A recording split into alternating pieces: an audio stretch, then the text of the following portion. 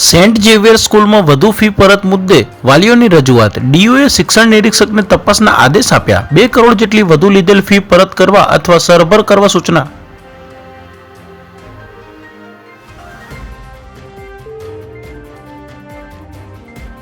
રાજકોટની પાસપોર્ટ અને પોસ્ટ ઓફિસને બોમ્બથી ઉડાવી દેવાની ધમકી. સ્થાનિક પોલીસ, એસઓજી, બોમ્બ ડોગ સ્ક્વોડે કચેરી ખાલી કરાવી તપાસ કરી. શંકાસ્પદ વસ્તુ ન મળતા તંત્રએ રાહતનો શ્વાસ લીધો. 3 શખ્સોએ એસટી ડેપો પાસે યુવકને ચપ્પુના ઘા માર્યા. 1 વર્ષથી તારું કામ તમામ કરવા પિસ્તોલ લઈ ફરી રહ્યો છું, આજે પતાવી દઈશ.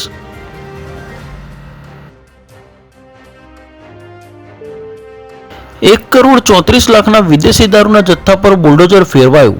ચીખલોદરા ગામ સ્મશાન પાસે ધનિયાવી રોડ પર જથ્થાનો નાશ કરાયો.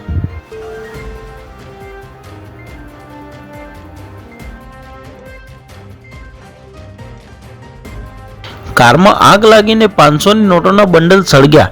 સુરતમાં ગ્રાન્ડ વિટારા સાથે લાખો ખાખ. પાંડેસરામાં પણ અજાણ્યા શખ્સે ભેદી રીતે નોટો સળગાવી.